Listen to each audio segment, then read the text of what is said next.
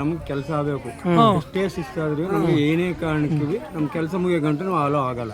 ನೀವು ಸಖತ್ತಾಗಿ ಮಾಡಿರೋ ಪಾಯಸನ ನಮ್ ಚಿಕ್ಕಪ್ಪ ಕುಡಿಸೇ ಇಲ್ಲ, ಅದೇ ನಮ್ಗೆ ಬೇಜಾರು. ಗಸಗಸ ಪಾಯಸ ಬೇಕಂದ್ರೆ ಸೂರ್ಯವಂಶ ಗಸಗಸ ಪಾಯಸ. ಫಿಟ್ಸ್ ಬಂದು ಒಂಥರ ರಸ್ತೆಯಲ್ಲಿ ಒಬ್ಬನ್ನ ಬೀಳ್ಸಿ ನಮ್ಮನ್ನ ಕಾರಿಂದ ಇಳಿಸಿ ನಿನ್ನ ಕೆಲಸ ಏನೋ ನೀನು ಪೂರೈಸ್ಕೊಂಡ್ಬಿಟ್ಟೆ. ಆಗ್ಲೇ ನನಗೆ ಅನುಮಾನ ಬಂತು.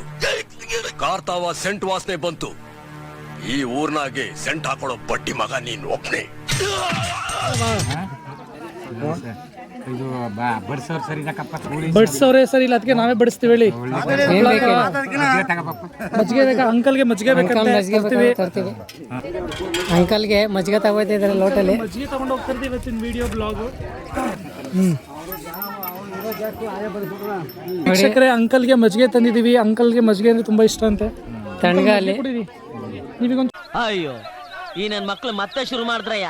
ಕುಡಿಬೇಕು, ಕುಡಿದ್ಬಿಟ್ಟು ರಿವ್ಯೂ ಕೊಡಿ. ಹೆಂಗಿದೆ ಹೆಂಗಿದೆ ಅಂಕಲ್? ಚೆನ್ನಾಗಿದ್ಯಾ? ಉಪ್ಪು ಎಲ್ಲ ಸರಿಯಾಗಿದ್ಯಾ? ಬಟ್ರ್ ಇಲ್ಲೇ ಅವ್ರೆ. ಕೊಳ ಬಟ್ರ್ ಸೇರಿಸ್ಬಿಟ್ಟು. ಹೌದಾ? ಬಾಮ ಇದ್ದಾನೆ ಅಡುಗೆ ಭಟ್ಟ ನೋಡಿ. ಇವ್ರೆ ಅಡುಗೆ ಮಾಡೋದಿವ್ರು. ಬಾಮ ಇದ್ದಾನೆ.